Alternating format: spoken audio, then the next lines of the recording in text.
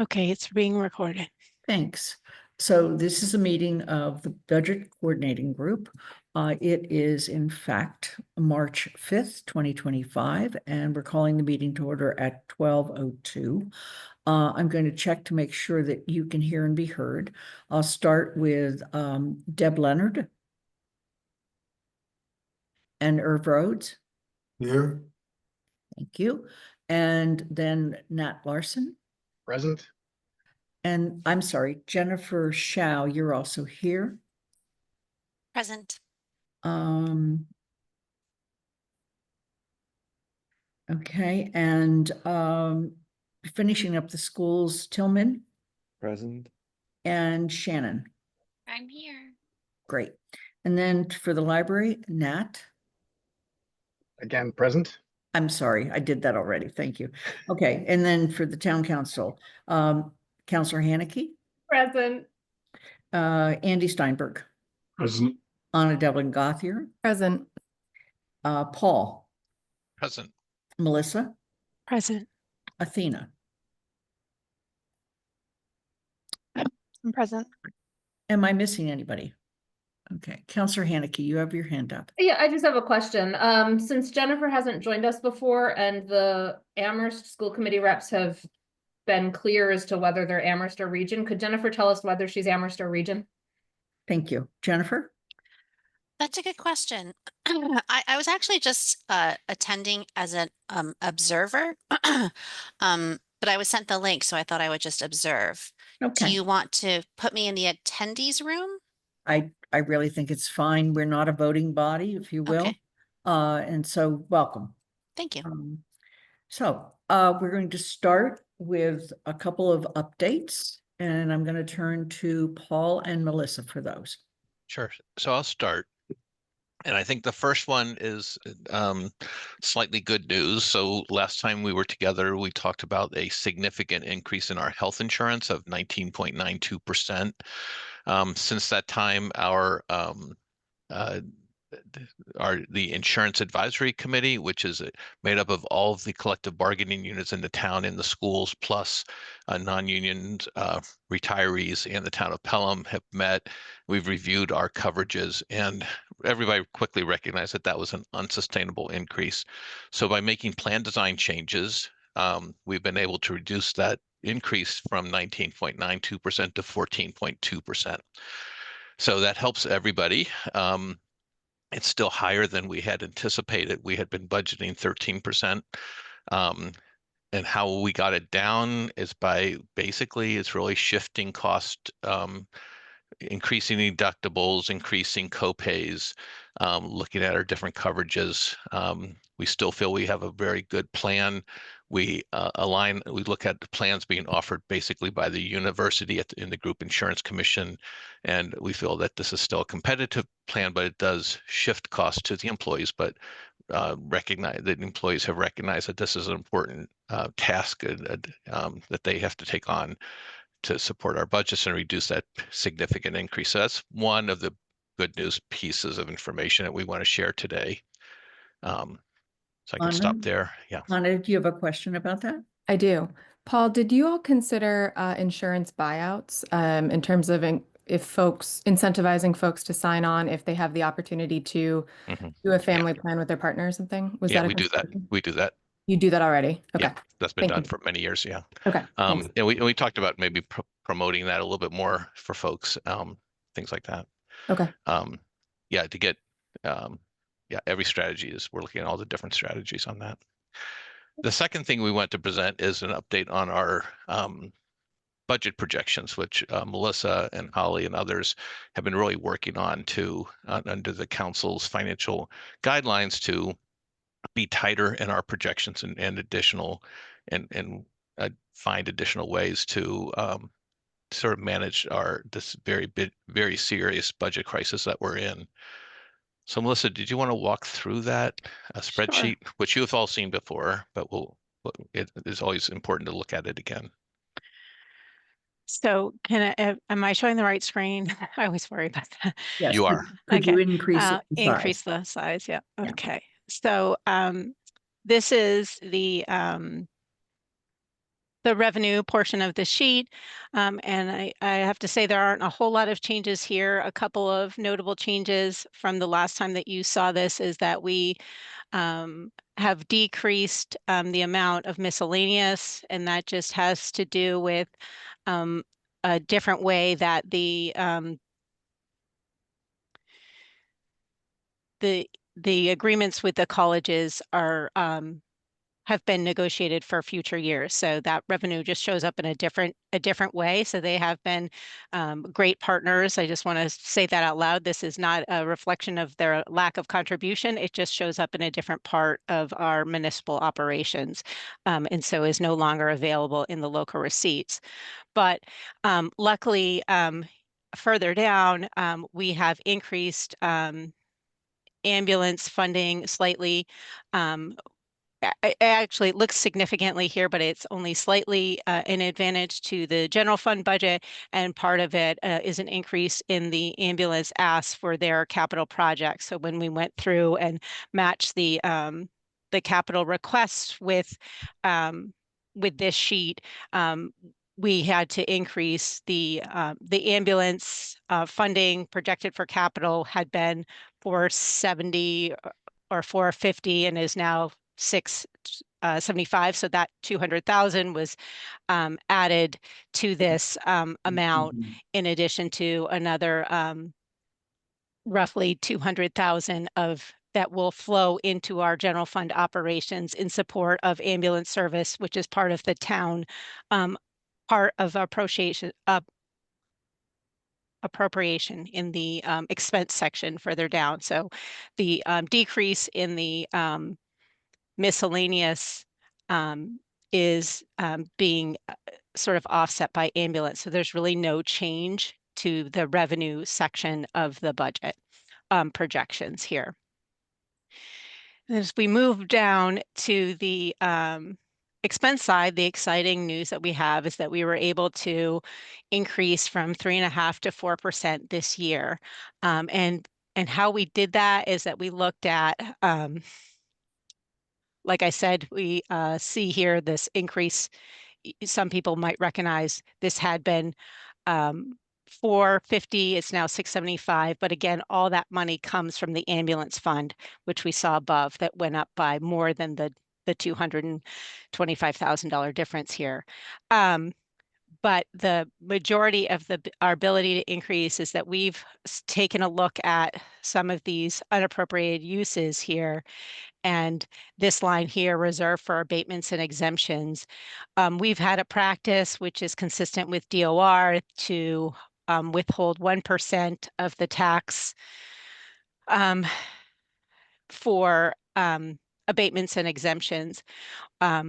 We feel that we could probably try and go with 0.5% this year. And so we're going to try that out for this year and see how that works out into the following years. But that allowed us to free up, well over $300,000, which is what we have spread among the 4 different functional areas of the our operating budgets: town, elementary school, regional school, and the Jones Library.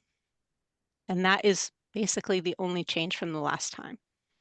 Let's pause for a moment and ask if there are questions. Andy, please go ahead.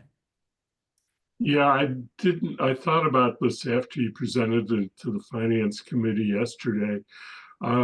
What has been our recent experience on the amount of abatements and exemptions that have been voted by the committee? Right. So I think that the reason that we thought we could do it less is that we haven't been using the full 1%. So that's why we thought we could try for,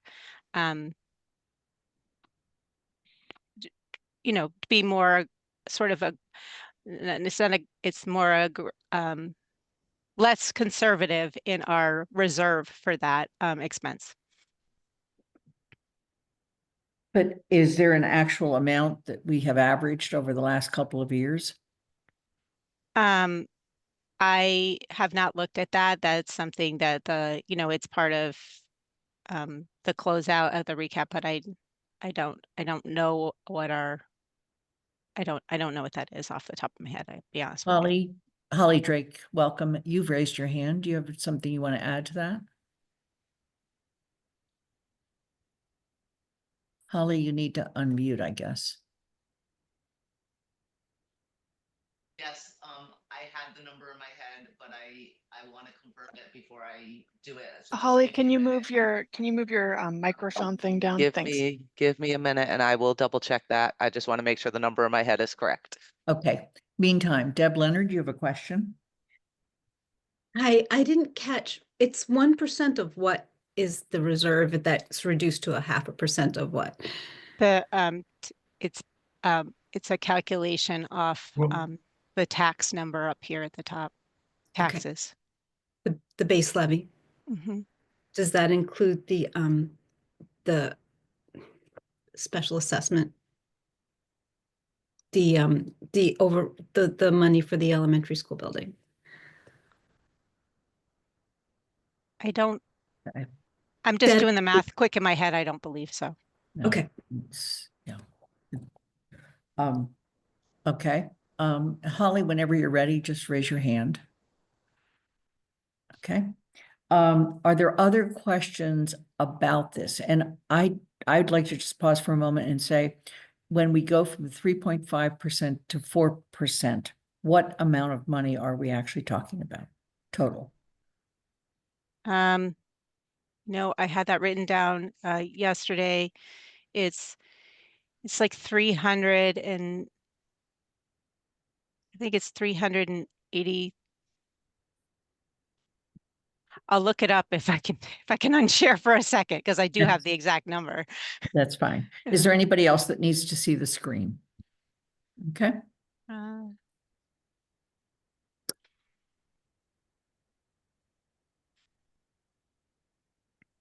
Anna, you have a question or comment? So I'm trying to figure out here, I'm looking at the budget guidelines. And one of the things that they say is distribute proportionally to the 4 operating budgets unless the remaining funds to be distributed would result in more than an additional 0.5 year-over-year increase to each major functional area, at which point consult the Finance Committee. So the reason why the Finance Committee and BCG don't need to be consulted is because you're keeping this to a 0.5 increase. Is that correct? No, we consulted with the Finance Committee yesterday. Okay, can you give me a recap of that conversation? I couldn't stay for the whole Finance Committee meeting. And the reason why is one of the other elements, that we talked about was trying to increase the amount allocated to the schools prior to calculating the 3% year over year. And I think the spirit of that is generally and broadly trying to increase the amount going to the schools. So what I'm trying to figure out is if the conversation yesterday in finance included a discussion of keeping the other areas where their initial discussion was and pushing the remaining 380, whatever it is, towards the schools between the region and elementary. So the information is just presented to the Finance Committee yesterday. I don't think there's a real substantive other than trying to understand the data, but there are other members of the Finance Committee here who could weigh in. Councillor Haneke. Yeah, so we had just gotten the data that day, not even ahead of time because they were still working on it an hour ahead of time.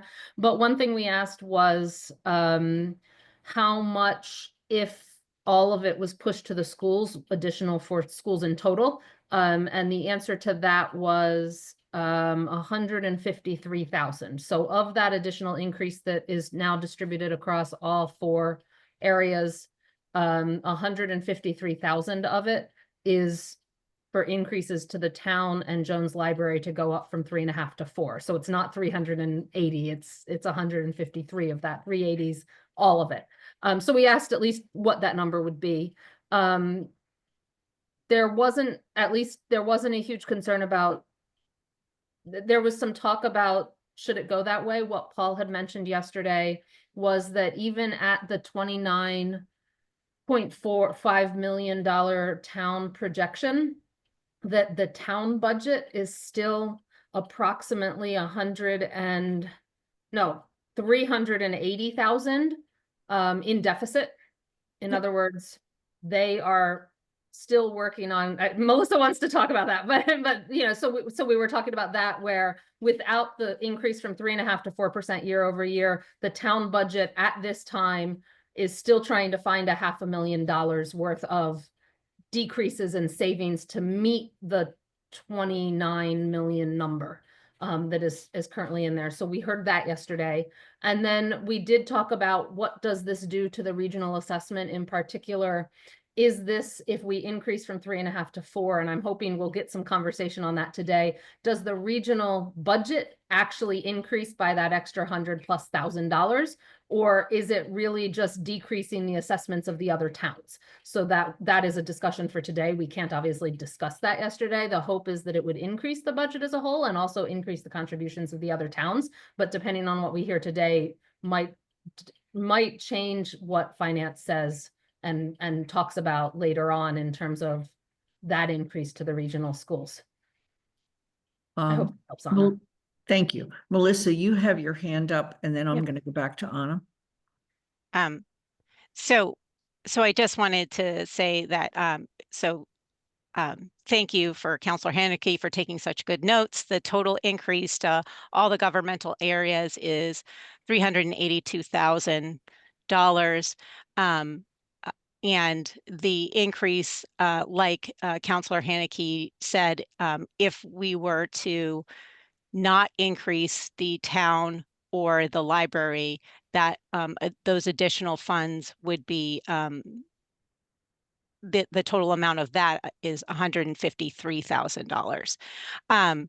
And so what I wanted to say, and I did hear Counselor Haneke correct herself, is that we're short $500,000 in our operating when we put in just contractual changes and the increases to insurance, not adjusting for increasing costs that we all are experiencing. And so, you know, we just wanted to put it out there with the going from 3.5 to 4%.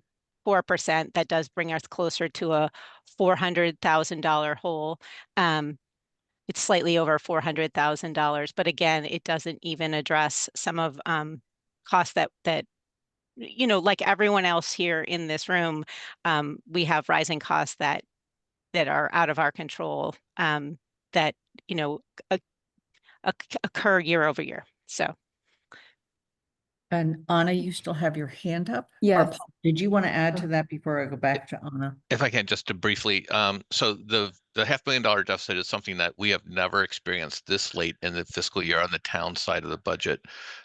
It's just usually that gap is there, and then we manage it through during the course of the budget as we get more information. And the only things that are being factored at this moment in time are required health insurance increases and required steps and collective bargaining agreements. Nothing else is being considered for the town side of the budget. So we're going to be very challenged to maintain a level services budget. It won't be level services, clearly, because we're going to be using a lot more fun. You know, there's all the prices are going up. People are trying to do more things. We have more resources that we have to take care of, things like that. So I think the town side is suffering at this year more than I've ever had in my time with the town of Amherst. Anna, I'm going to go back to you and then to Andy. Thank you. So I wanted to clarify, because I have the most chaotic spreadsheet that I think I've ever created. So I know that the 0.5% for the library and the municipal together is 153 roughly. And then the 0.5% for the schools would be about 229, again, roughly. So I'm not understanding the statement that if we didn't add that 0.5 increase to the library and municipal, why it wouldn't be the full, add those numbers together, 382 or whatever it was. I don't understand why that wouldn't be all going to the schools. I think that statement was made, so I wanted to clarify that. Oh, sorry, Melissa, go ahead. I have other questions. Well, I was just going to say, so there's 4 parts, right? And it's 141. If we break it up evenly as we have in the past, you know, just it would be 141 for the town, 134 for the elementary schools, 94 for the region, and 11,500 for the library. So if we removed the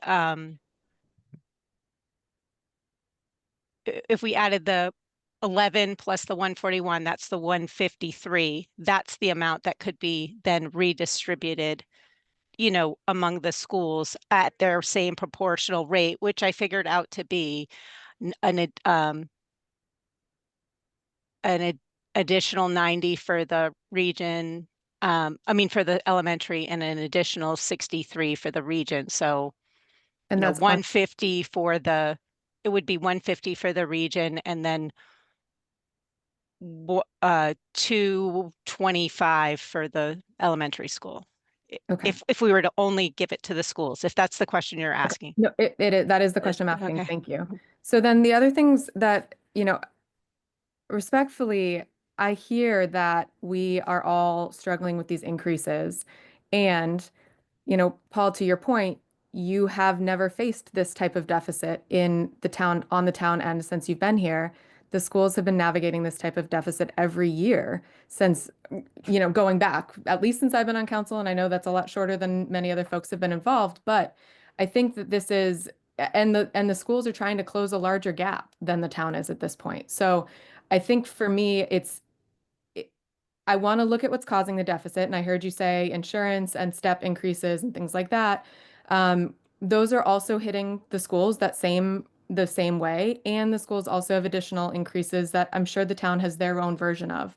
That said, I don't know that it is equitable of us to say we're striving for level services on the municipal end and at the detriment of the schools being able to get anywhere close to level services. I don't think that the schools are going to get to level services no matter what we do, but minimizing the drastic nature of those cuts should be our priority in my mind.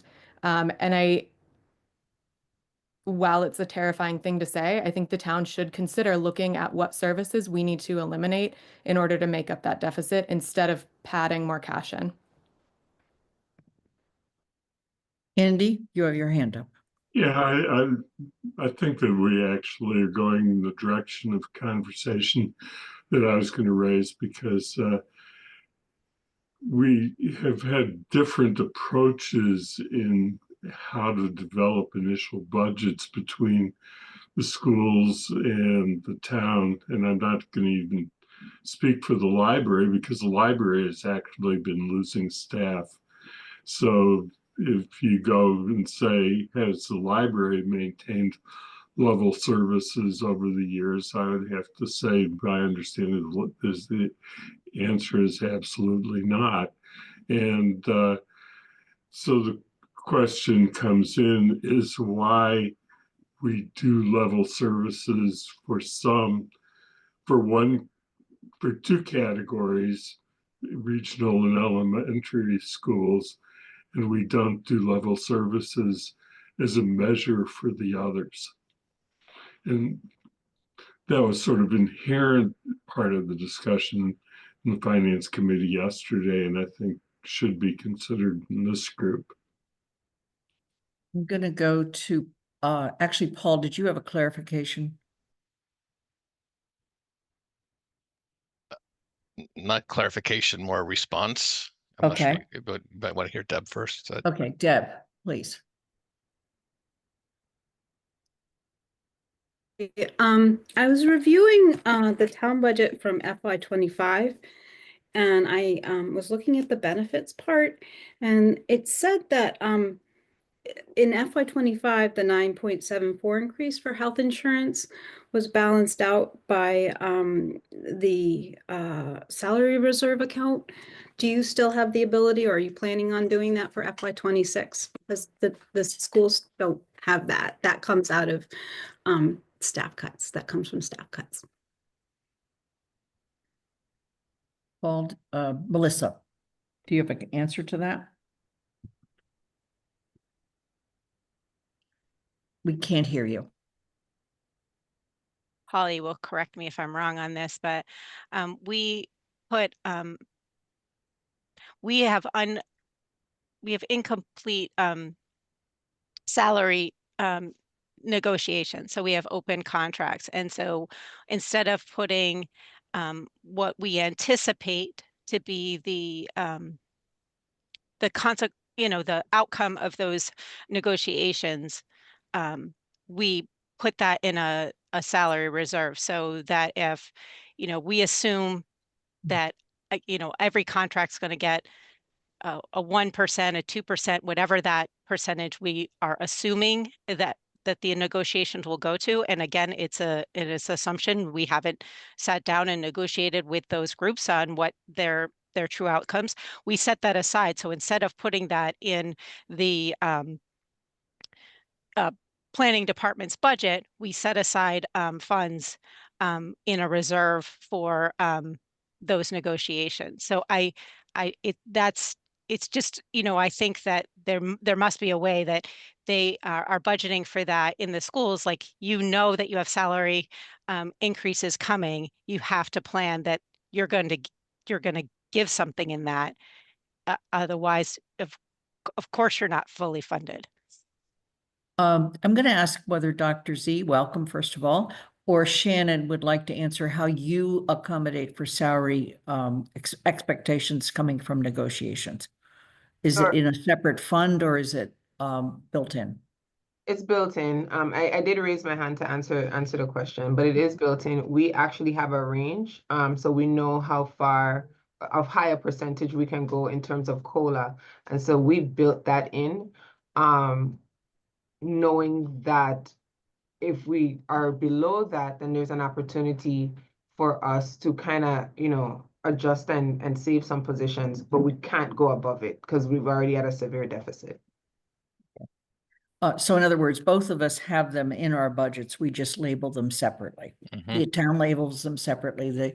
The schools budget them right into the line. Holly, you had your hand up. Did you have something else you want to add on that piece or something else?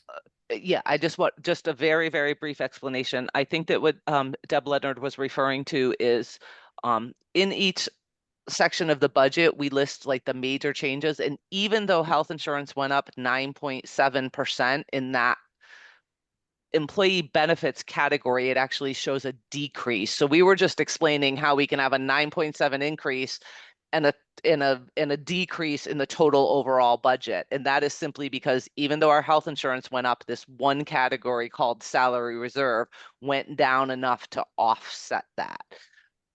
It's not more money. It's just now that money is allocated out to 12 different departments instead of sitting in one bucket. So it wasn't really that we were able to offset our salary increase fully. We were only able to offset our salary increase in this one area because of that holding bucket that was there for salary reserves. Does that make a little more sense?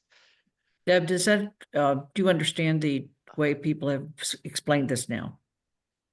I think I do. I mean, I think in the end, pluses and minuses translate to pluses and minuses. So yeah, where it comes from is where it comes from. But in the end, we've reduced positions last year because of that increase. Okay. So Paul, you had your hand up for a while. I want to go to you and then we'll look for other questions. Thank you. So yeah, so I think every public entity I've ever worked with has a salary reserve account named in something or other. It's called contingency sometimes. And it is money you set aside for potential collective bargaining increases when you don't have settled contracts. We next come July 1, we will have no union contracts settled. So these are all unknowns for the town of Amherst. So you're in negotiation with all 6 of our units and have the same kind of budgetary constraints that the superintendent referenced, So we try to project that out. That's our job as managers, to give you a budget that we think will accommodate collective bargaining increases so we are fair in negotiating with our members. In terms of the, I think it's a fair question. Why is the school often, especially the region, in deficit when the town seems to not be, right? And I think there's a couple reasons for that. One is there's a structural challenge for the schools, and that we're all facing, there's a lot of things. First off, schools, we all know schools have escalating costs for many things, especially special ed, transportation, things like that. They're you could even be deemed uncontrolled because you don't have a lot of leeway when you have a contractual thing. So there's those driving forces. The town has some of those things as well. You know, we're running different services that require things, but special ed is such a big piece of the school budget. Secondly, for the region, you know, it's a separate budgetary entity. It gets half of its budget from state aid, and that state aid is not going up very well. So even if they get if they get 3.5%, 4% from the town, that's offset by a smaller increase by state aid, which makes the net increase to the region lower. And that's a very hard thing to take into consideration. Thirdly, I think, you know, one of the challenges for the district also is the assessment formula. You have member cities and towns, many member towns who are not at their full capacity for taxation, nor are they paying what one could be deemed their fair share of what it costs to educate their students. So that's a piece of it as well. And then the fourth thing is that sometimes it's just decisions that we have made in how we budget things. And I think there's a different philosophy of budgeting, whereas the town is more strict in its budgeting in terms of what positions we fund and when we add positions, what we add. The only positions that have been added to the town side of the budget are ones that the council has requested, the 4 additional firefighters and the CREST department. So other than that, there have been no new hires for the town of Amherst, no new additional positions. And so position control is crucial. So I think the metric to look at is how many people are employed today versus where they were 10 years ago. That's the thing that 80% of our budgets are people. So when you look at what the people costs are, that's what has to be looked at. And then, you know, I think we were, I'll just speak to, I'm not going to talk about anybody else's, but our budget, we've been very disciplined in utilizing our one-time funds like ARPA funds and things like that to manage one-time expenses versus incorporating them into ongoing expenses. So I think that, you know, we're not in crisis. You know, if you may say we're not in crisis mode, but I would argue that we are managing crisis every year to make sure we don't get into crisis mode. Okay. I'm going to start back with Holly. Did you have something you want to add? Perhaps you came up with that wonderful number. Sorry, no, my hand was still up, but I do have that number. So Okay. the town is averaging just over $200,000 a year. The DOR recommendation is the 1%. That's what we have always followed. We are going to go to a 0.5% this year, and we are confident that we can convince the DOR that we can stay within that. And we don't think that's going to hurt our bond rating? No. Okay, thank you. No. Let me go, Deb, I'm going to go to a couple people that haven't spoken yet. Irv, please. Yes, thank you. You know, after listening to Paul, and one of the things that comes to mind is that, yeah, our budgets are different in a lot of different ways. And Paul touched on our uncontrolled costs and expenses that we do not control. The schools just do not control. Special ed, because we have to meet state mandates. Putting in position IEPs, state mandated. All of those state mandated costs that we have to bear, we cannot not do them. That is not even an option that we have. All right. So that needs to be considered in terms of our budget when you look at trying to contrast and compare us to other parts of the municipal budget and the library budget. We're talking about apples and oranges here, and we need to stop talking about that and start talking about apples to apples. So as one. Two, myself and Deb Leonard over the last couple of weeks have taken a deep dive into our the elementary school budget, because that's what we're representing today, because we're in that, although we have spillover to the region. And I can let Deb talk about what her sense of it. But my sense of it is that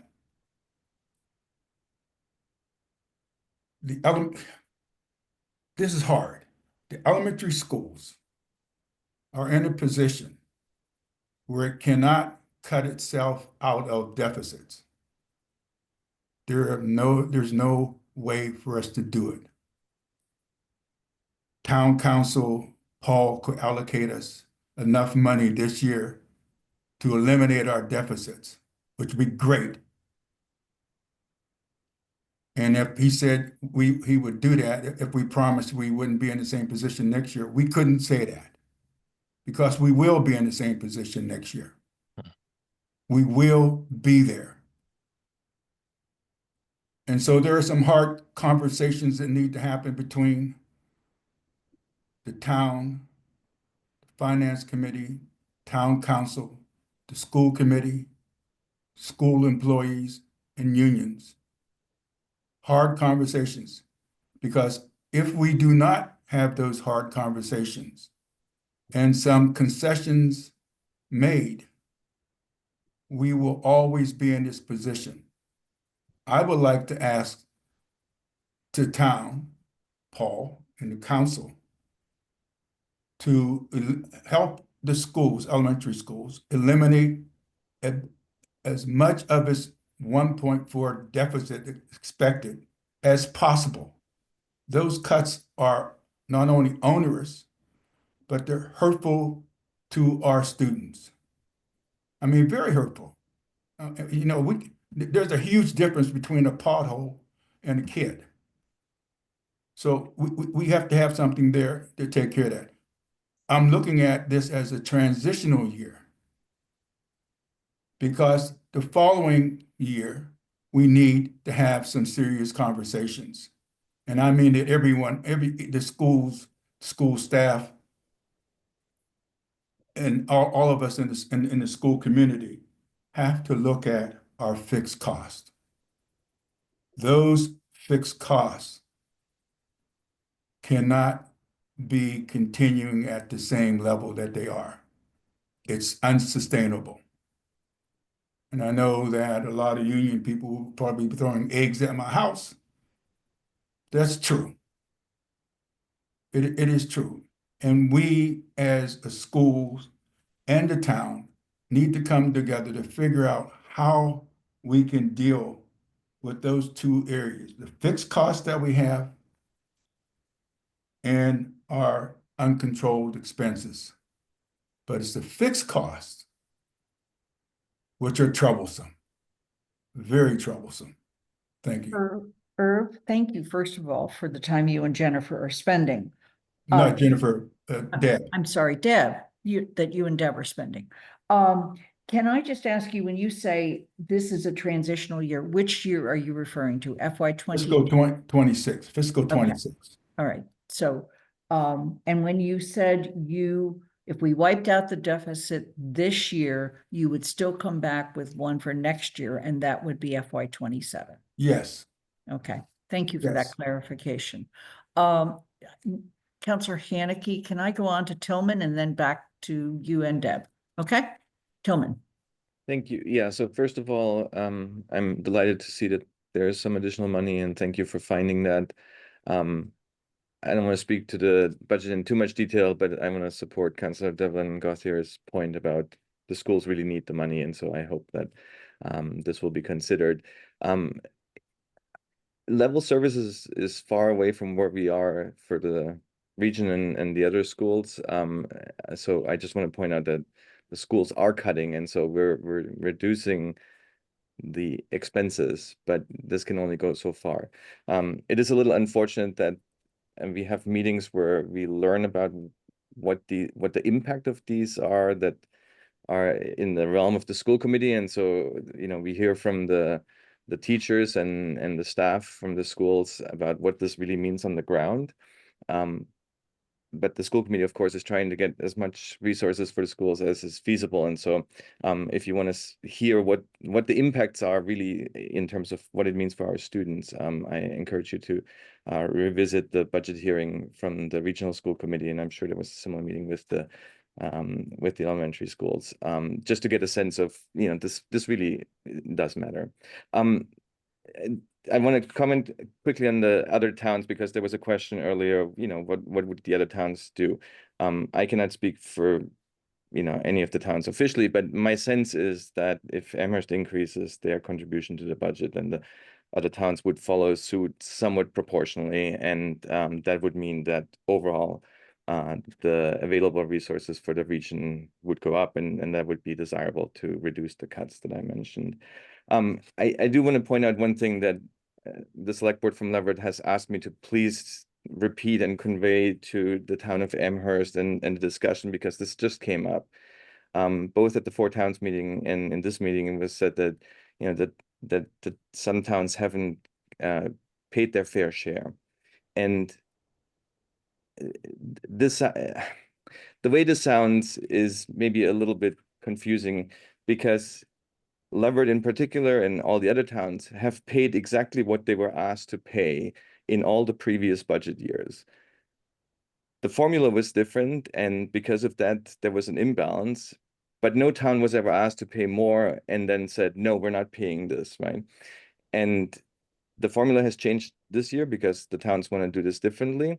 But to go then back and say, oh, you didn't pay your fair share is, I guess you can interpret it that way, but nobody asked Leverett to pay more. Leverett was in Four Towns meeting and said, we're happy to give more. We want to increase the percentages. But because of the way we had the formula with the guardrails, that wasn't done. And so I ask kindly that we please don't position it as if the towns intentionally did not pay what they should have paid, right? It was what the formula was and what they were asked to pay. We're now changing the formula, and the towns are willing, as far as I understand, to adjust to the new formula. But for some towns, that's a very large percentage difference to the last year. And so we cannot adjust in 1 year. That's just not a feasible thing to tell a town you go up by 17%. And so we need to find a path to get to the right one. But I just want to make sure that in terms of the narrative, that we don't make it sound as if the towns weren't willing to pay their part. Thank you. Hillman, thank you for delivering the message from your select board. I'm going to go to Councillor Haneke, and then I'm going to go to Deb, and then to Anna again. Councillor Haneke. Thank you. I have a couple of questions and concerns for all of the school committee representatives, both regional and local. Irv, I appreciate you saying we won't, even if we gave you and found a way to allocate an extra $1 million to the elementary school, for example, that next year you would probably be asking for an extra $1 million above a 3.5% or 4% increase. Again, that this is not a solution that you're asking for that would solve it for more than just next year, that this is an ongoing problem. My concern is that there has not been any presentation as to how to solve the ongoing problem. So I appreciate hearing Irv say it needs solved and we need to look at it. I am concerned that there is a statement that this is a transitional year. That statement was used last year by all of the regional school committee members to argue for an additional contribution to this year's budget, and say, well, we would do the hard work within that year to solve the problem. Well, we haven't seen that hard work. I'm just going to be blunt, because you're again telling us there is a deficit and we need more money and we want more money, and you're not getting enough money. And so I hesitate to accept that it would be a transitional year, recognizing that there is a consolidation in FY27, which is why I have repeatedly said, if you are seeking more money in the elementary schools to bridge that gap for FY26 only, show us how in FY27, the FY27 budget can fit in closer to a 4% year-over-year increase this year and a 3.5% to 4% year-over-year increase into FY27, because then I would have the information to believe that it really is a transitional year. But right now, I don't really have that information. So I'm again asking for that plan. So to our elementary school committee members that are representing here, have you been advocating at the regional school committee level to be at a regional agreement method that includes a 4% total year-over-year increase that would assess all of the towns at the regional agreement method? Because if you were, Amherst's regional agreement assessment would be approximately 220,000 lower than a 3.5% year-over-year increase. I haven't done the math for a 4% year-over-year, so it would be even higher, which we could then reallocate to the elementary schools. And the regional school would still get a full 4% year-over-year total assessment increase. And so by not so I want to know whether at the region you're advocating to use the regional assessment method at a 4% total year-over-year increase of total assessment, so that it would allow the town to reallocate the over assessment the town is paying as compared to the, or is being asked to pay as compared to the regional assessment method. We could reallocate that to your elementary school budget in the guise of hundreds of thousands of dollars. For the regional school members, at Tillman, I appreciate what the Leverett Select Board is saying, that yes, what has been agreed upon is what they have paid. But when you look at the numbers, and this is my concern going forward, if we were at the regional school assessment last year on the total assessment, and I'm assuming a 4% total assessment increase this year, Leverett would be facing, if they were at regional last year and we did regional this year, Leverett would be facing a 7.34 year-over-year increase in their assessment. Pelham would be facing an 11.59 year-over-year % increase in their assessment if we were already at those regional agreed assessment shares both years, because of how the shares change. Yet Leverett this year has advocated for no more than a 6.5 year-over-year assessment increase for their budget. It gets them farther away from the regional assessment method this year, the plan is, than what they would be even if we were already at regional agreement methods.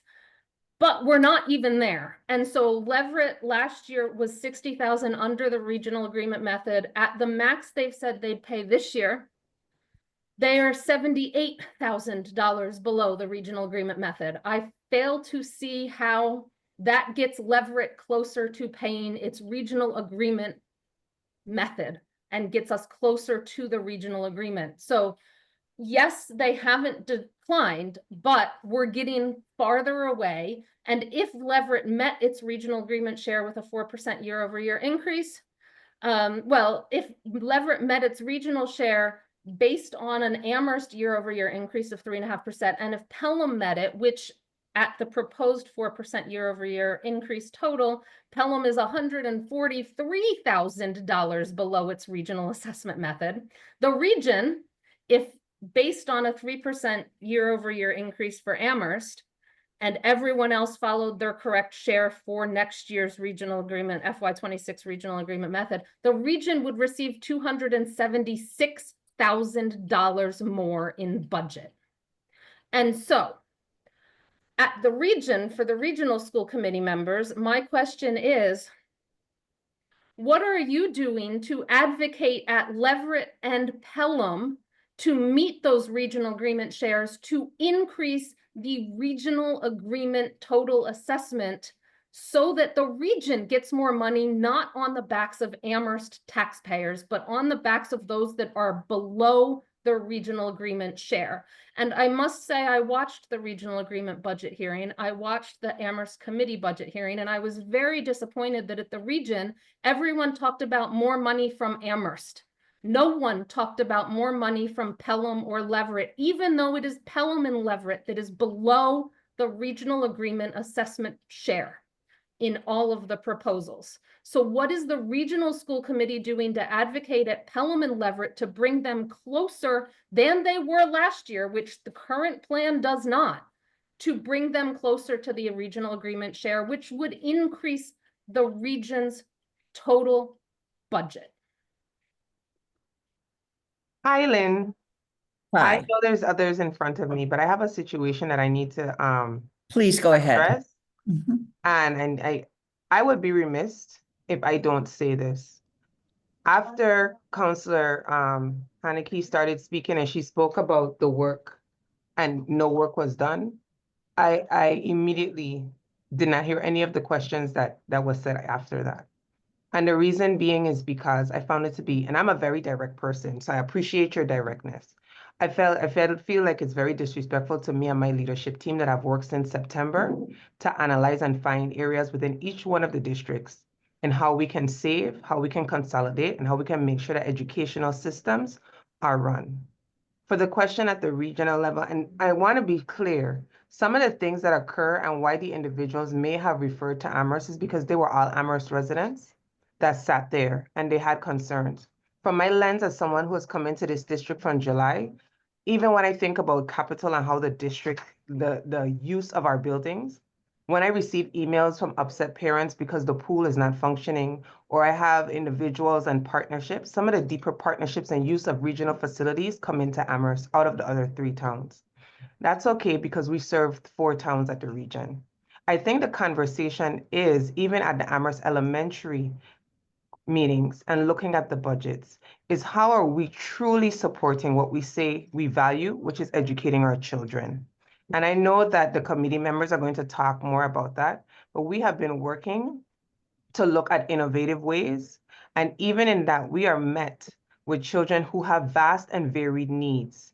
And as those needs shift and change, whether they are residents or not, we have to meet them as an educational system, and that comes with a cost.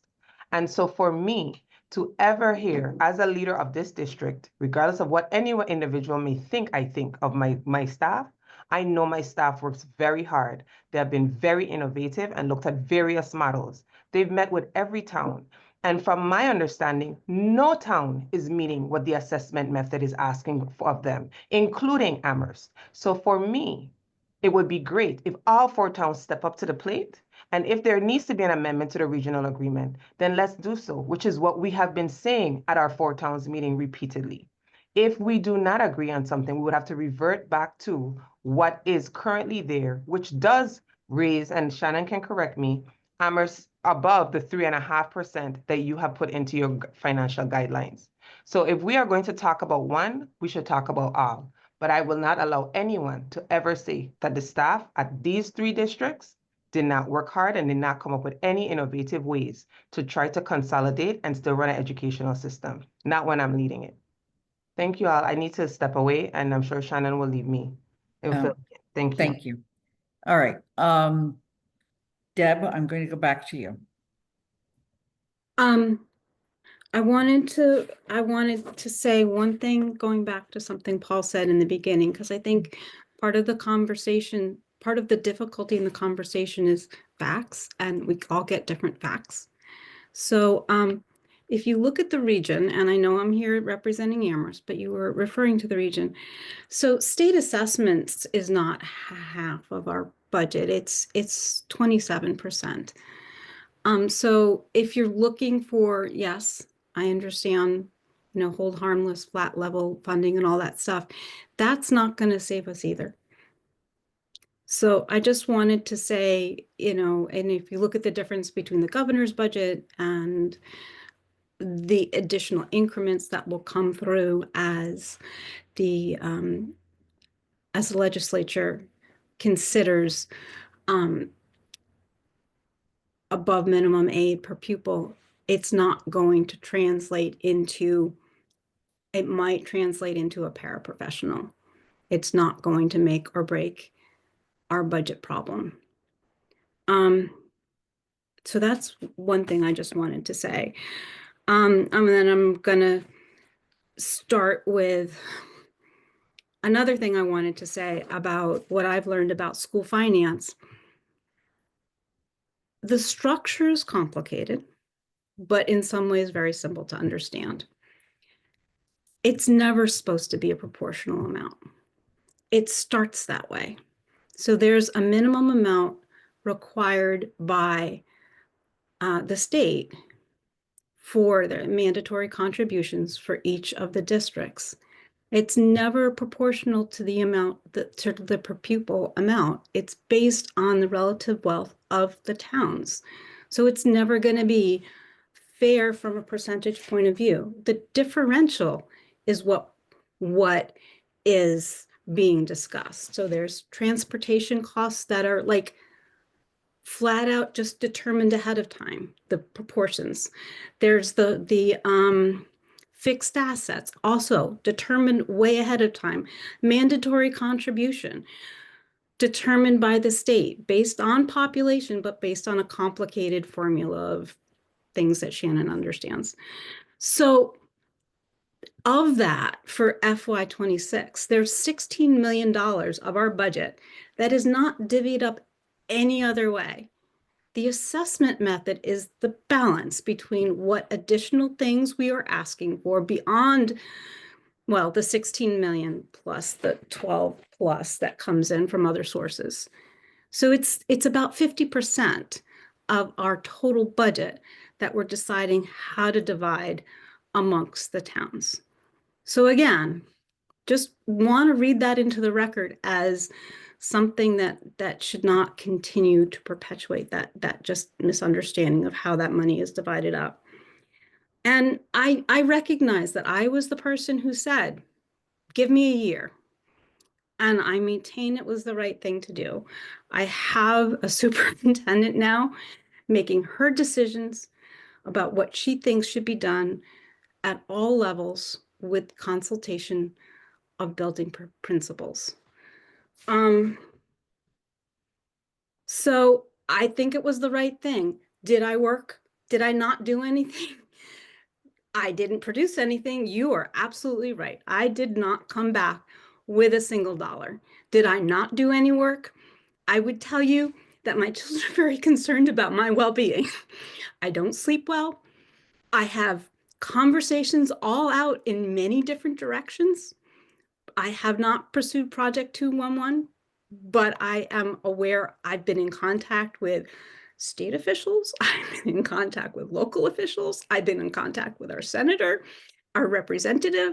I have followed the budgeting process. I have followed bills. I have read bills. I have brought bills to the attention of our state representatives. I have dived deeply into our budgeting, the town's budgeting, local budgeting, regional budgeting. I can't tell you how hard I have worked this past year. So I'm sorry I'm not bringing you with better news, but I can't print money either. So I have been working extremely hard. And no, I don't have great news. And the great news is there is a structural problem. And it would be great if that could be resolved by state funding. So it would also be great. The only thing that's going to give us any budgetary relief for FY26 is if more fair share money is used in the very small areas that they're talking about. The only significant change for our districts is going to be if they fund rural school aid at a higher level than they did last year. And that's within the abilities to do this year. So last year, the recommendation that came down from the Legislative Council group that studied it was $60 million in rural school aid, and it came in 16 million. So if they could fund it at a higher level, that would help. So if you could advocate for that, that would be helpful for us. We have been, and we will continue to be. And in particular, on March 24th, the Joint Committee for the House Ways and Means will be holding a public meeting at UMass. I think it's at 11 o'clock. So tell your friends and show up with your signs because we need it from all directions. Furthermore, we are not unique in this. That's what the 211 is. 211 districts out of 300 are at minimum aid. We have been left out of the Student Opportunity Act. We will not be included in the Student Opportunity Act. That money is going to cities that have less wealth and more need than we do, and that's never going to come our way. Chapter 70 funding reform is not going to come our way because we are $3 million per district more aid than they would give us if we weren't at hold harmless. I know that's a complicated thing, and I don't want to get into it right now, but if there's very little that our specific districts will get assistance from at the state level. But I want to tell you that not being alone in our financial difficulties, many other municipalities have funded at higher levels than they intended. This year than we are. And we're not asking you to, but I'm saying that many local communities are increasing their contributions to their schools at 5, 6, 7, 8, 9, 10% more than last year. So not saying that you should if you can't, but if you can, I'm saying you should. And this whole idea of recurring one-time money is boggling to me. I've been to England once. That means I went there once. It didn't mean I go year after year after year and say, oh, I've been here one time. But that's my pet peeve, and maybe I should get over it. But that's all I got to say. Anna? I have two questions. And I know the superintendent had to step away. Shannon, I don't know if you've got, I'm not sure if you'll have an answer to these or not. And it likely isn't a question that could be answered today, but I would like to know if the superintendent or you have created scenarios for the budget of what potential cuts would be if the budget were increased to 4%, to 4.5%, or to 5%. I think that would be helpful for us in looking at the impact of potential shifts. And Paul, similarly, I know that's a ton of work to ask, and I'm not asking for kind of details.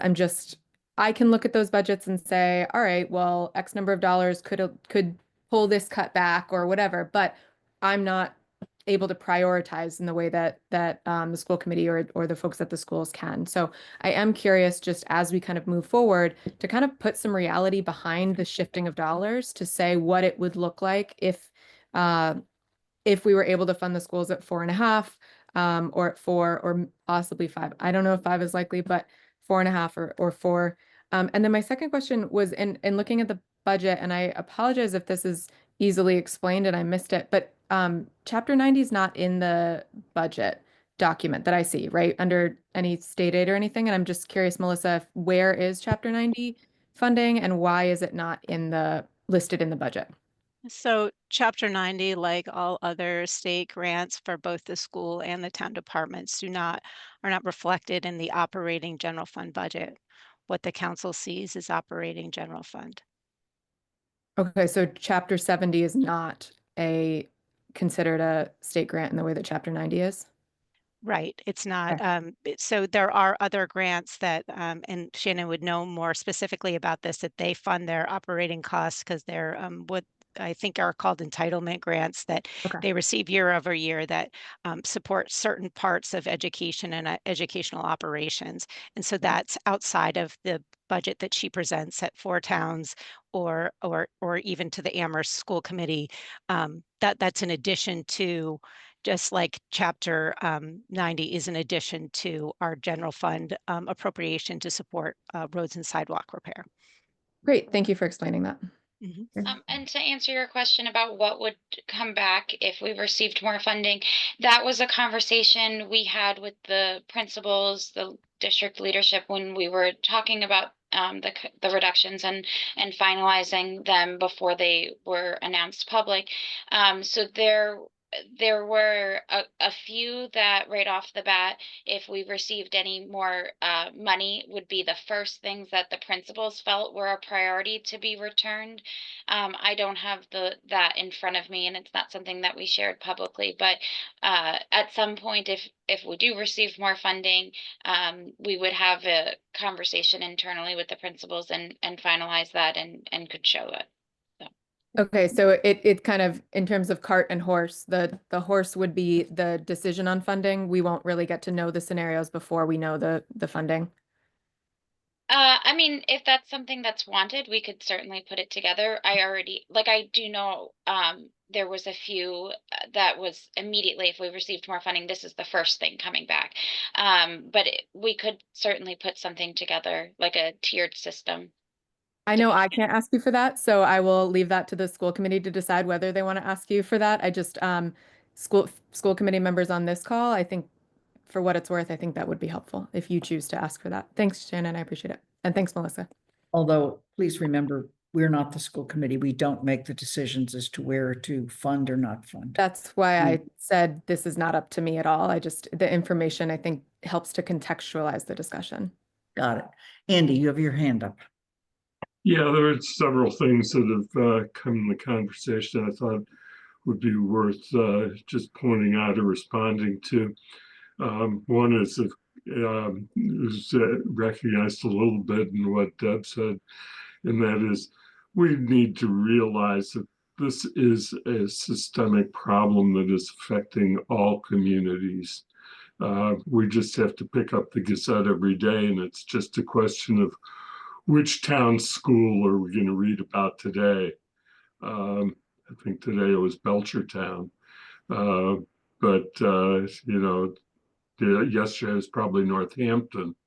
But every community is coming into the same problem, and I know that this isn't just our region because I am on the MMA Fiscal Policy Committee, which is statewide.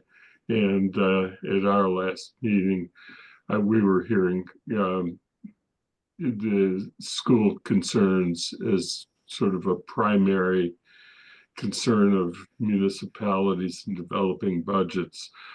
Second thing is when we were talking about the other towns in the region, and Paul had made a comment that Tillman was responding to.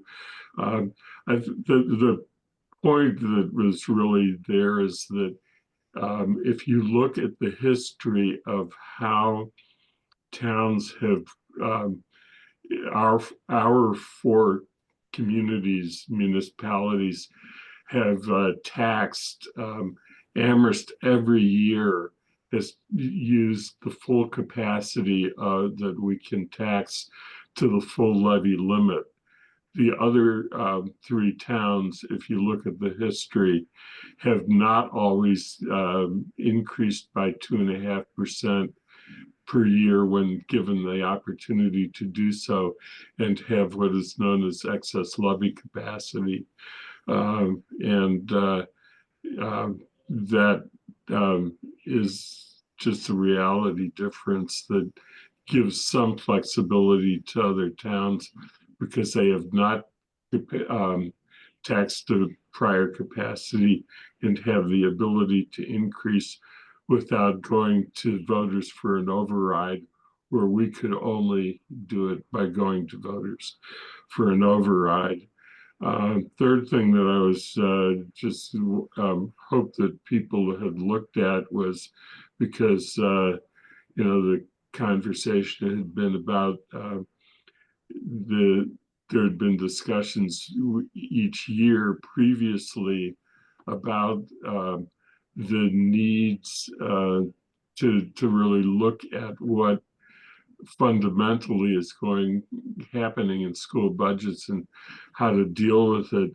That I hope you looked at the Amherst Current article from that was posted last week by Allison McDonald, who is a former member of the school committee and former chair of the school committee. And, you know, she pointed out that there are a lot of things that were recognized.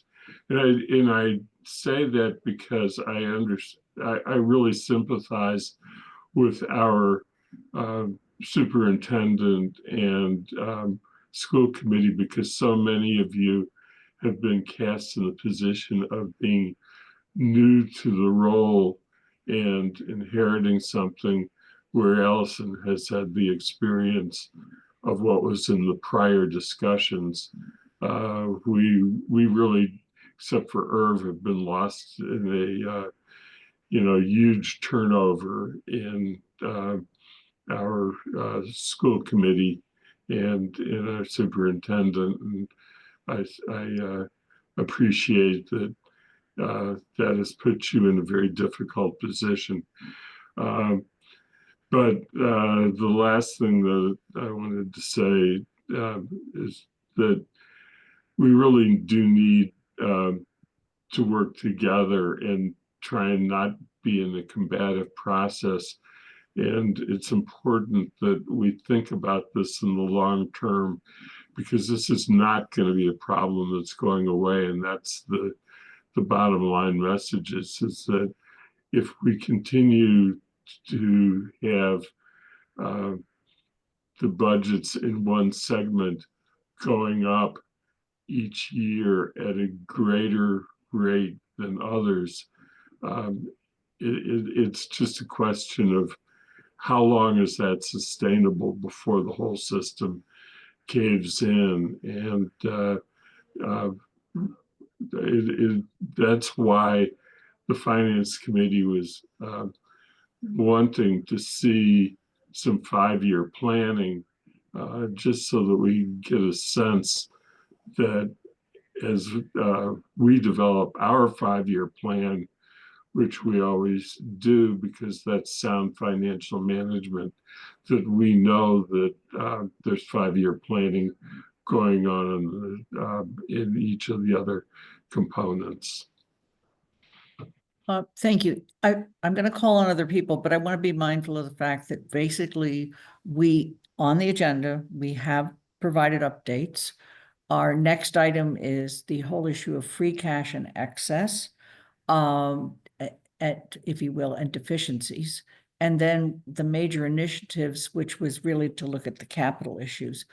We have touched on the regional assessment method, but we have not at all talked about an override. So, and we are pretty firm to need to end at 2:00.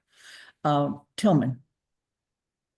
Unfortunately, previous topic, but very briefly. I want to point out that in the interest of working together, or in alignment with working together, that was just mentioned, the regional budget was cut significantly. This is work, right? We figured out how to save money, because if we had done a level services budget, it would have gone from 35.2 to 37.8. And the superintendent, as she stated earlier, is only asking for 36.4, which is a 3.4% increase instead of a 7.4 increase. Now we're realizing that the cuts that are necessary to do that are now affecting the school significantly. And so we're trying to move a little bit back from that significant cut. But it's not that the superintendent and the school committee were just going, yeah, level services and give us more money. I just want to be clear about that. In terms of the towns and Leverett and 6.5, in the 4 towns meeting, there wasn't a clear plan on what the right number should be, that, you know, the towns that are not currently paying the appropriate portion should be charged. There was the 17% for Leverett that was put out as the extreme case, and then we hand waved about what else could there be. So I think if we presented a suitable plan that would get everybody aligned, this is certainly something that Leverett is willing to discuss. I just want to make clear that only because they said 6.5, from their perspective, it said we want to give more. It doesn't mean that they were fully aware of what the appropriate percentage should be, and they were trying to intentionally stay below that. So I think we need a plan for the other towns to figure out how they can get to their appropriate percentages. Thank you. Thank you. Irv. I just want to make sure I'm clear about what I was stating. You know, for us, the elementary schools and our projected 1.4 deficit is traumatic. I can't emphasize how traumatic that is. And it is something that should not occur. And I know that the school committee will be fighting and coming back to the town to say, please do not allow this to happen. It is something that should not occur. It should not occur. Our kids do not deserve that. So I want to make sure that is clear. The other thing that when I said that the town for fiscal 26 could give us the $1.4 million, that would not guarantee that we will not be in deficit again next year. And the analogy I have is that if you have a hole in the wall and you paper over, it doesn't mean the hole in the wall went away. You still have a hole in the wall. And that's where we are in Amherst.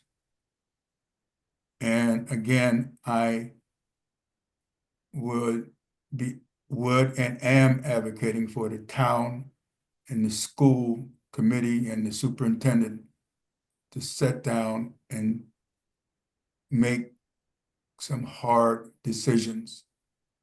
We can't do it just with the school committee and the town, but it has to be staff, also unions.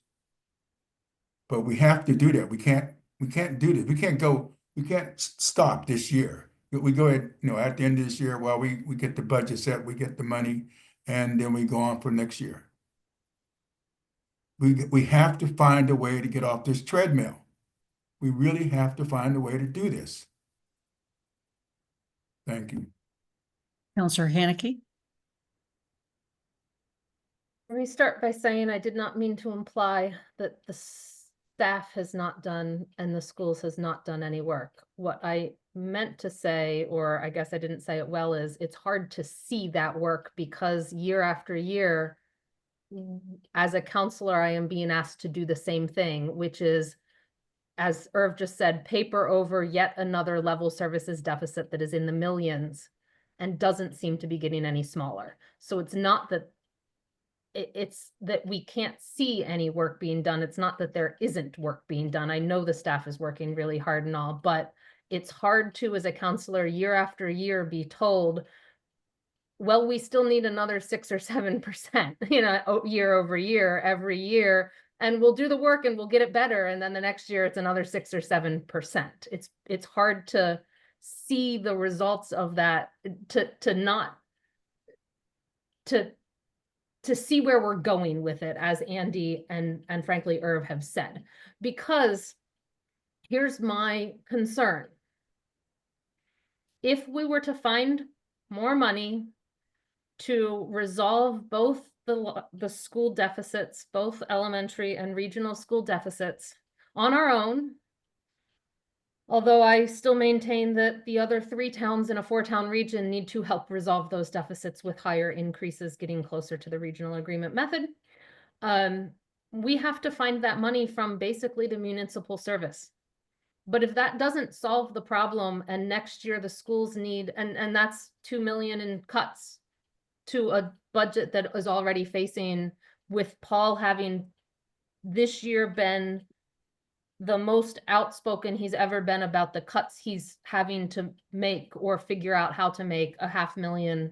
We're already facing a minimum $500,000, because that didn't include any increases in costs to transportation, to gas, to any of, not transportation, to gasoline, to any other supplies or anything. That's just the contractual increases that we're facing, $500,000 in the town budget.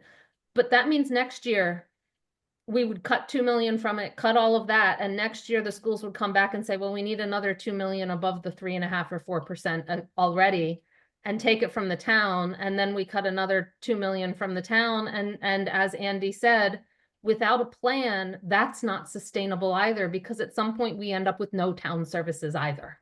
And that's not sustainable. So Paul has managed to fit his cuts within the 3.5%. And maybe we have to ask him for more next year. I don't know, but we need a plan from the schools, because what the schools have asked us year after year, particularly last year for this fiscal year, and what I think is coming to us from both committees, we don't have the budgets voted yet, but what it is being implied is coming to us is yet another increase there, cannot be sustained on the back of the town government operating budget for very long, if at all, before the town loses severe amounts of services. To answer Anna's question, what would the shifting of dollars look like at the region if we did that? I would say, what would the proposed assessment shares be? And if we increased, Pelham and Leverett need to increase even more. My calculations, which I know are not the actual data because I have percentages only based on presentations from 4 towns, is that and I just did this with a 4% Amherst year-over-year increase, if we did that and the regional agreement method was followed, the entire assessment total would increase by 5.7%. Not 4%, 5.7%. Which would be an additional $394,000, I think, if my spreadsheet's correct, to the region above where it sits now. I could, based on inaccurate information, but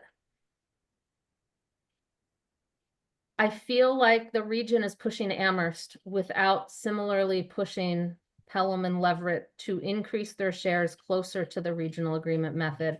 I was particularly concerned when one regional school committee member at that regional budget hearing said, "What are you doing, Amherst, to increase this without mentioning the other 3 towns at all?" When 2 of those towns at a 4% total increase are below their regional agreement method. It's frustrating that it's always focused on Amherst. I know we're only 79% of the assessment method this year, although you're asking us to contribute 81% of the assessment method. And then my next question for the region is, Deb talked about rural school aid. That only applies to the region, I believe, not to our elementary schools. But I was surprised to hear at the last 4 towns meeting that the regional school has not been using its rural school aid it's received for operating budgets. It's been banking it. That concerns me. That at least that's what was implied at the last 4 towns meeting, that it is finally going to use that money and has put that money in the budget, some of that money in the budget for FY26, but it had not been in the budget for 25 and 24. So I guess my question is, if we go out and we advocate for regional school aid, will the region start using it as it comes in its operating budget instead of putting it in E&D? Because it was implied at the 4 towns meeting that it was just being put into operating for FY26 after having received it in FY25 and 4 without using it. And so we need the region to be using all of its state funds to help with its budget as they come in. And that could be a misunderstanding on my end, but that's what I had heard at the last 4 towns meeting. I'm going to ask Shannon, who raised her hand upon that comment, to come in. Yep. So I do want to say I believe what you're stating is a misunderstanding. Rural school aid has supported our budget, our operating budget specifically. In 2019 and was the first time rural school aid became available, and it was not built into the operating budget then. In 2020, I don't recall if it was or not, but in 21, 22, 23, 24, it was built into the operating budget, and 25. But for 26, with the change in government, we were trying to be reserved in whether or not we would put that in this budget in the event something was going to happen and we wouldn't have it, and we banked on it. But it has never rolled into E&D. It has to be spent by June 30th, and it has supported the operating budget. We're going to be getting to Thank reserves you in a for that moment. clarification, because it's not what I understood after Four Towns. Thanks, Shannon. Deb, a quick comment before we move on to the next item. Yeah, I have not tried to connect 5 years out. I have been in contact with Allison based on that current article to find out what has been done historically regarding efficiencies in the region. She said nothing had been done in the time that she had served, but that she was under the impression that there was work done prior. So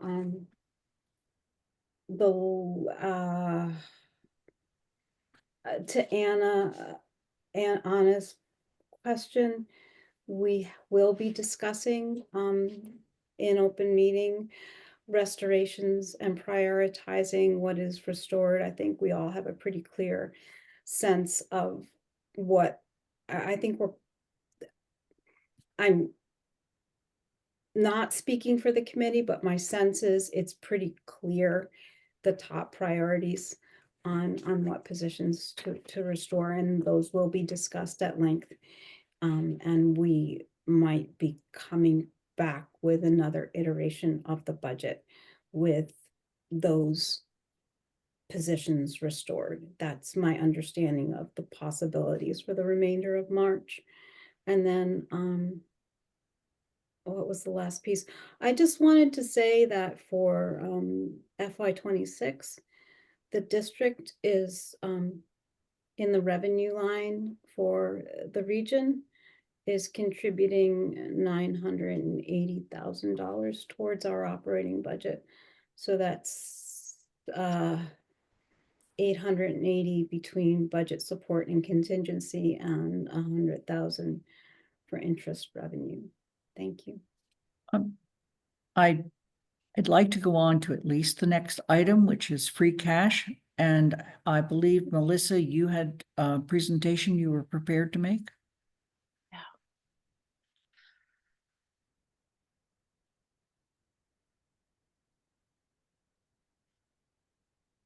Okay, so can everyone see that? No, I just want to make sure. We can. Thank you. Okay. So this is just a quick explanation of what free cash is, and it's very similar to what the school calls is excesses and deficiencies. And it's basically a rollover of our fund balance from year to year. So where our revenues or our budgets have surpluses and they roll forward year after year. And so the generation of free cash comes from three primary sources. And so it starts with the prior year fund balance that we close out at. We add in any revenue surpluses that we receive in the year, and then we subtract, we add in any budget surpluses, meaning unspent budget line items. And then to balance to the free cash, and when it's certified by DOR, there are offsets for encumbrances, uncollected funds, reimbursable grants that we haven't yet received, or uncollected tax revenue. So we operate on a tax on a cash basis. So we recognize our revenue when we receive it. So when the money is in-house. So if we were to look at the free cash that was certified in November, we had remaining free cash of the prior year, and that's kind of what I'm going to use as our sort of loosely, that's our rolling forward available fund balance, right? Because the other stuff is going to be offset, but it kind of gets really close to the number, but that's essentially what's left. Like what of the free cash that we had left in are we rolling forward? So last year it was $4.6 million. We had $1.8 million of unspent revenue. And I believe that we've talked about in this meeting and other meetings that was based on staffing vacancies on the town side. And that's what rolled forward. That's what made up the majority of that. And then we had surpluses of $4.1 million of revenue, where we had projected conservatively and come in well above those revenues. So those two things are made up of, like I said, the $1.8 million was majority of that was due to staff vacancy, almost all of it. And then the surpluses in the revenue primarily came from local receipts in the areas of interest income, which we'll talk about because I know that's a hot topic here in this group, and licenses and permits, motor vehicle, excise, hotel, and motel taxes. So all revenue generated items in the local receipts area. So in the surpluses, I just did a small graph of like which departments contributed to that $1.8 million. And so I want to call out here, because we were with the schools, that the elementary school on the town side, their access and deficiencies that Shannon's going to talk about did not include the elementary schools that closed with our free cash. And last year they closed out $56,000, which represents 3% of that $1.8 million.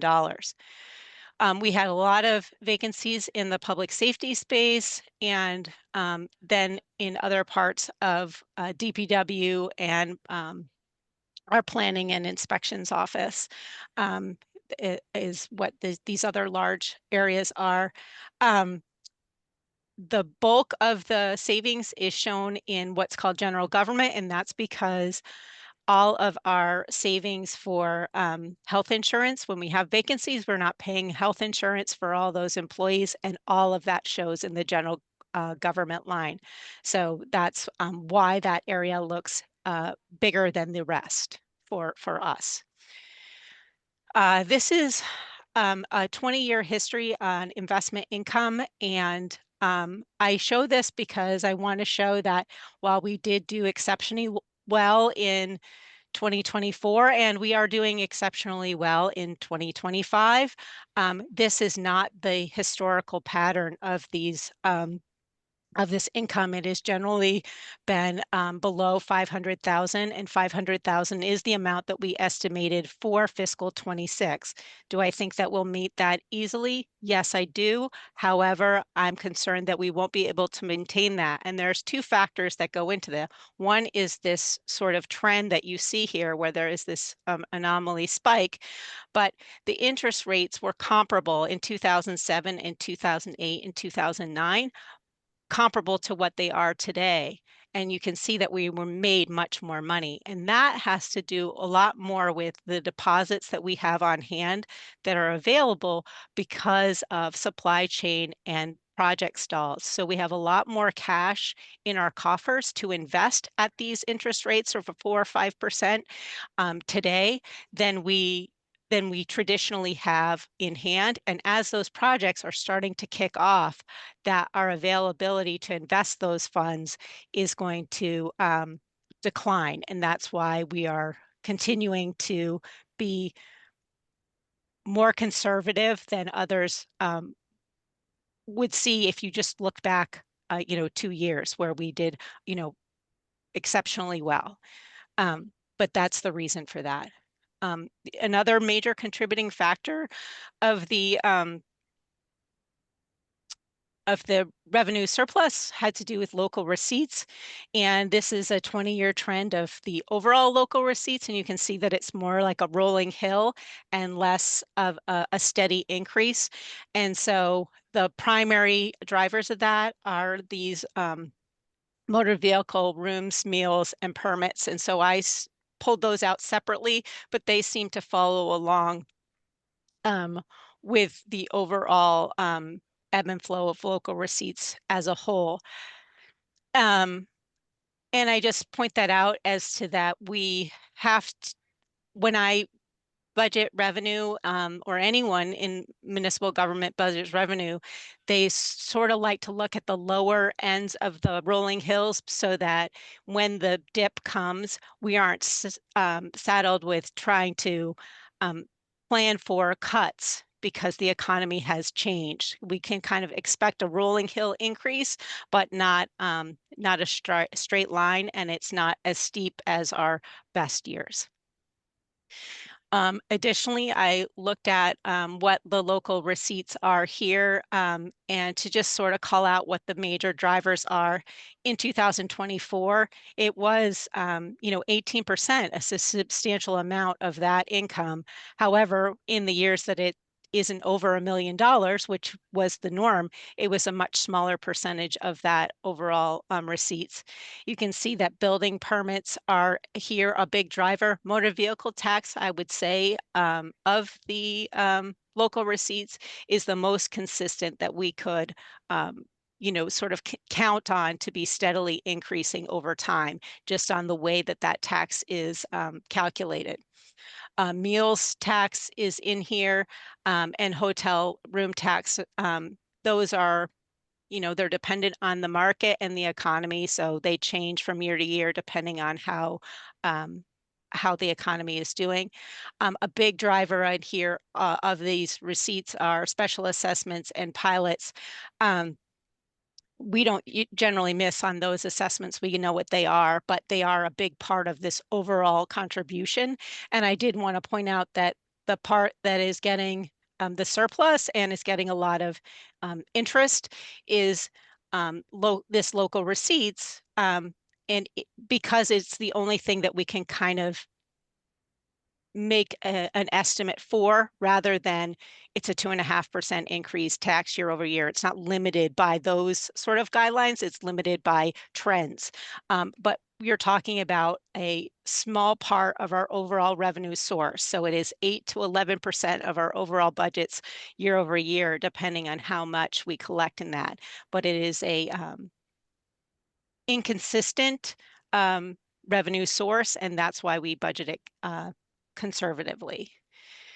So if we were to look at the free cash for last year, that was certified for fiscal 25, based on last year's surpluses, it came in at the $10.4 million, which came from our 4.6 that was left over last year, plus the 1.8 of budget excesses on the town side, and then the 4.7 of revenue surpluses. And it is actually, if you do the math, this amount is certified as a slightly lower amount because we decrease for the outstanding receivables grants that we are being reimbursed for, that are timings with, or encumbered funds for projects that we have spent money on, but the check hasn't gone out the door. So those decreases. Then we took from that, opioid settlement and reparations are projects that we pull money aside from free cash every year. When these funds come in, we do not budget for them, and we don't budget for them on purpose because we anticipate them rolling to free cash so that we can set them aside for these particular projects. This year, the town council has a project that they wanted to look into waste hauler study, so that came out of the free cash. We've been putting aside for many years the capital stabilization, and we do that to plan for our future capital projects, which many of the people on this committee know about the 4 major capital projects, and this will help us fund more consistently over time and plan for our future expenses for basically deferred maintenance that has happened here in the town of Amherst and probably every municipality in Massachusetts. We bought a sidewalk equipment plow, and then we voted the sidewalk, $500,000 for roads and sidewalks, and then $2.8 million for the bank center, which was just passed by the council, I believe, last week. And that brings our free cash down to $2.6 million. And I want to make a note that is, I have here in my notes, I think it's 2.76% of our operating budget. And so that is significantly less than our 5% targeted goal. So usually when we make these transfers, and I would say that all of these transfers were made with the exception of the Bang Center to keep that 5% to roll over to next year so that we would always have it. We did that. We chose to do the 2.8 now because the project was ready, and we have moved our ARPA funds into a expense category of health insurance that because we have budgeted for health insurance and we used that one-time fund to use that expense so there's not roll back to the federal government. We anticipate that, you know, that those additional funds will roll into free cash in fiscal 26, but our starting free cash balance is going to be lower than it was at the beginning of this fiscal year. Because we've already depleted it. So the first, when we get certified, our free cash, it's going to start at a lower number because we've spent the 2.8, which is more aggressive than we usually spend those funds. And for Deb, where are you? Best practices for using free cash is to use that on one-time emergency needs, unanticipated emergency capital investments, and reserve for future use.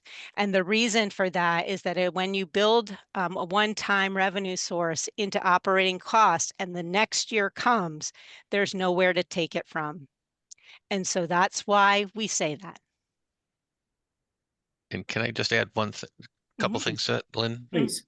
So just two things. One is to make sure that people know that the ARPA funds, we anticipate that will flow into next year, and that will come out as a unexpended reserve that'll bump up our free cash next year. So that's why the council felt comfortable making that $2.8 million investment. The other thing with when you start looking at pushing our projections for revenue, once you move a number up, if you have to lower it the next year, that means you don't have that money coming in next year. So that's a challenge. So you never want to not move it to a level that you don't think it's going to maintain. And the third point is that if nobody wants to miss on the mark for our projections, that's a really bad place to be. I've seen it done in cities typically where the mayor's pushing to get more money, and not to disparage my colleagues, but it often is an election year. And they push it and then they don't hit it, and they don't hit the revenue targets. And then the next year they have to fund, that's the first thing they have to fund out of their budget. So it compounds the issue to the next year because you have to make up whatever you missed. So I think, you know, I have been pushing Melissa and Holly to really look at all of our numbers, to push them as much as we feel comfortable with, which I think they have done. And I appreciate the work that they have done on this. Thank you very much for that presentation. Probably the most thorough presentation on free cash I've ever seen. Shannon, did you have anything you want to add for the schools? Yes, I just want to say thank you, Melissa. I did not prepare something like you did, but in the future, if I am asked to do something like this, I know what I have to do now. So for the region, we have excess and deficiency, which is very similar to free cash. It's the difference between the district's assets and our liabilities. At the end of each fiscal year, if there's any surplus or deficit in our general fund only, it would close to E&D. So any grants that we have that does not close to E&D, it's only our operating budget. So school committee can vote to use our E&D to support our budget, which we do every year. Our E&D is certified by the Department of Revenue, and the balance cannot be more than 5% of our operating budget. If there's ever a situation where it is more than 5% of our operating budget, we would have to reduce the town's assessments for the following year by however much we're over by 5%. We don't have that problem currently. Our E&D balance as of fiscal year 24, that was the last certified balance, is 1.5 million, and the district is using 880,000 in our FY 26 budget. So some of the things that close to our E&D is an increase in Chapter 70. If we had only budgeted for 75 per student, our budget is voted and it comes back at 104 per student. Whatever that overage is will end up closing to our E&D. Our interest income, we have 100,000 in our budget, supporting our budget now. If it ends up being more than that, that will close to our E&D. If there are receivables that we did not receive by September 30th, receivables are funds that we anticipated to receive. We already spent the money, but it hasn't come in. If we haven't received those funds by September 30th, that goes against our E&D. We have a small miscellaneous income from homeless transportation, McKinney-Vento. I think it was only about $6,000 last year. That did close to our E&D. If you notice on that assessment sheet for the region, or not the assessment sheet, our revenue sheet, in our blue column we have it's 880,000 shows an E&D support. It says 600,000, and then underneath it says 280 E&D for contingency. We try to come in under 280 for our regional budget, so that unspent will then go back and replenish our E&D, and then we can continue to use the funds and have a sufficient balance to support the next year's operating budget. And that's what I have for now on E&D. Are there questions, Anna? It's a process question. So why is it that the free cash that comes back from the elementary schools isn't automatically just provided back to them? I know it's a small amount, but I feel like we've seen such a trend of the elementary schools not necessarily coming forward to request free cash for those one-time expenditures. And so I'm curious why we can't or don't just simply say this amount came from the elementary schools. It should just be returned to their general fund, whatever that official name of that is for the schools, for them to use. Process-wise, why doesn't that happen? Holly has her hand up. I guess I can't speak to process-wise why that's never happened, but technically the town general fund and the school general fund get combined into one fund at year end for DOR purposes.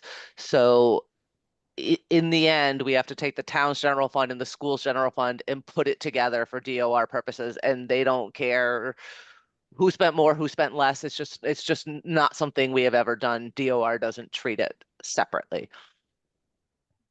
Anna, I don't, that doesn't necessarily. That doesn't answer your question. It certainly doesn't answer your question. But it tells you why it looks that way. The second question. It's helpful context. So my follow-up is there anything stopping us from doing that?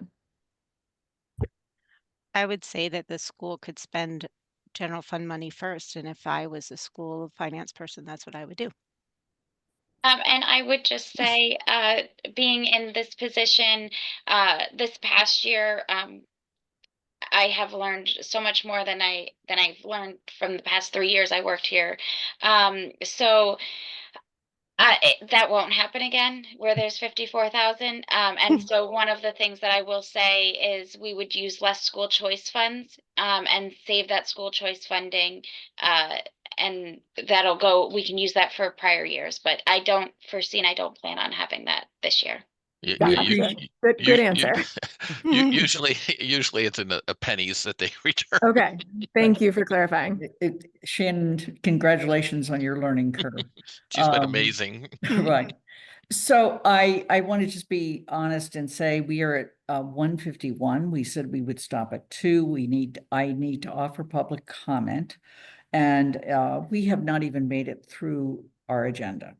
So I will discuss with the town manager the possibility of a next meeting to finish this agenda. I don't see that we have things to add at this point. I do have a question, and that is there going to be another Four Towns meeting?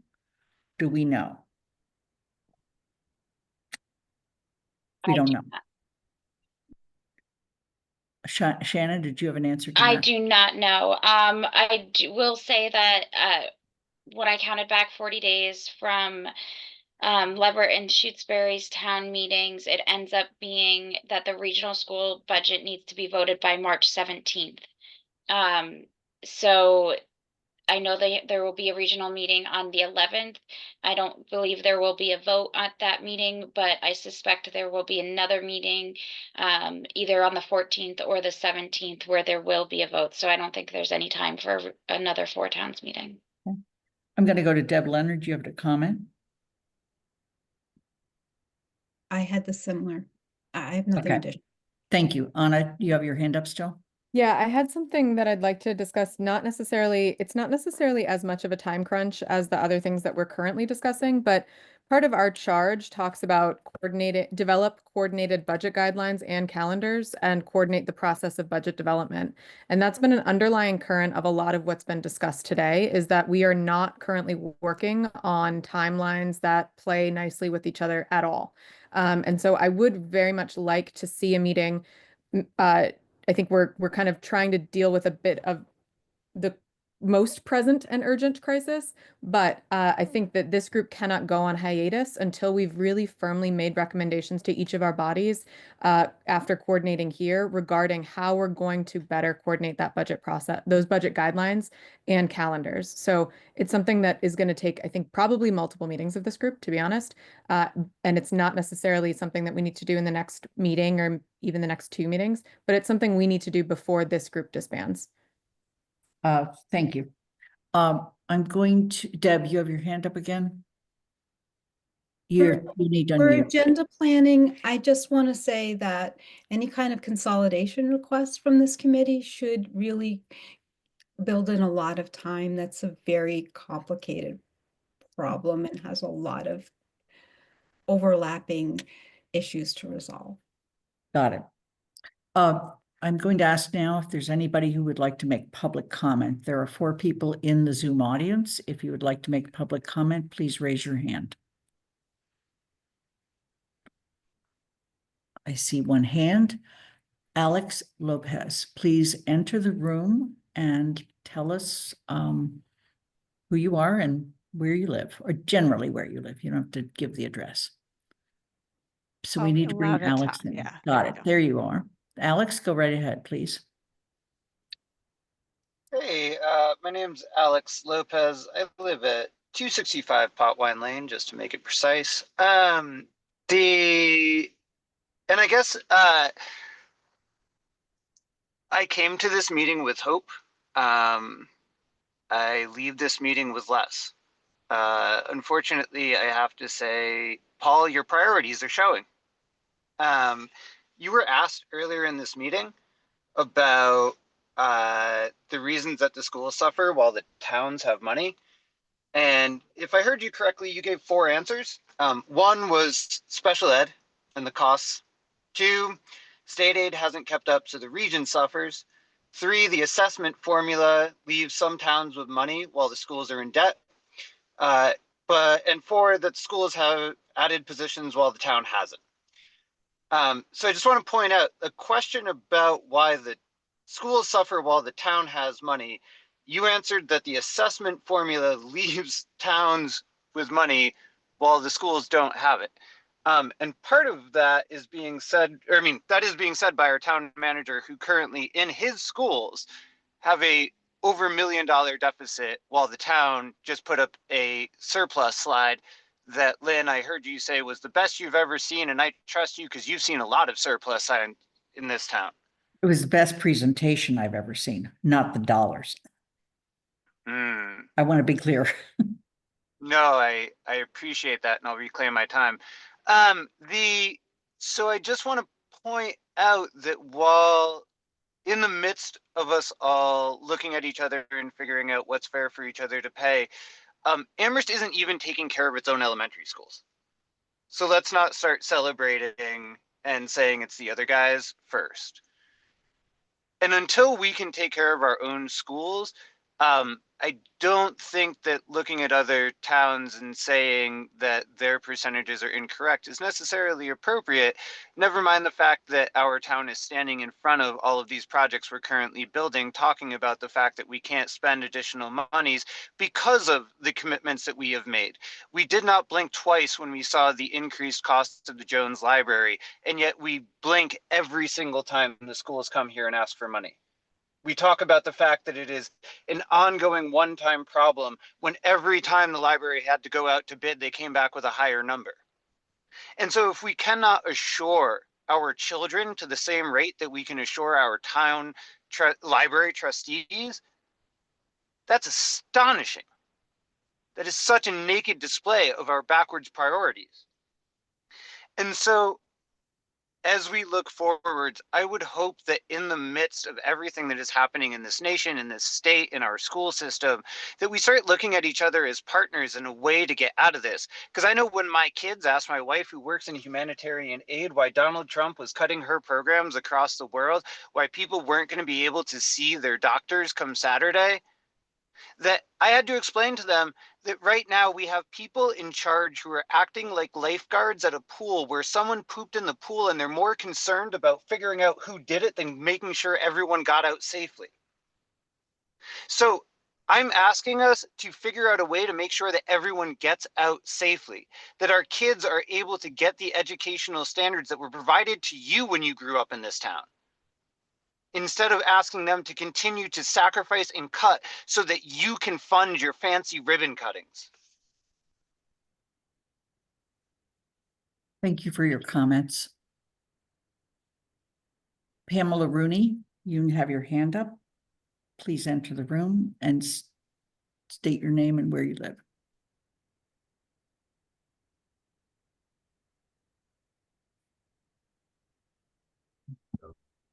Hi, Pam Rooney, 42 Cottage Street.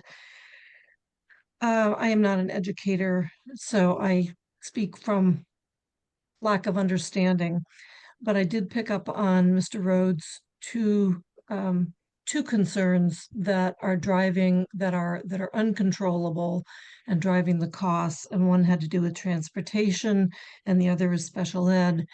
In terms of transportation, I'm sure somebody has looked at this, but is there opportunity to consolidate routes so that there's maybe one less or two less routes across town to save that transportation money and fuel costs, et cetera? The second is special ed. Are there, again, I do not know the process or the mandated laws, but is there any opportunity to negotiate the IEPs and the 504 plans that meet general needs, but somehow we don't end up with a situation where the special ed support is now overshadowing the regular ed? And just in terms of the number of students that are served, it's a huge differential on the number of kids that are being served at very great cost. And I'm not trying to be callous about it. I'm just asking the question. Thank you. Thank you for your questions. It is 2:00. In town council, we ask for a motion to adjourn, so I will do so. Is there a second? Second. And then we'll take a quick vote. I'm going to call on people as I see them on the screen. Councillor Haneke. Aye. Lynn Griesmer is an aye. Andy Steinberg. Aye. Anna Devlin Gothier. Aye. Irv Rhodes. Aye. Deb Leonard. Yes. And that concludes the actual members of the committee. We want to thank all of you who have taken the time to put together the presentations you made to us today. And we will come back with a follow-up date. The meeting is adjourned.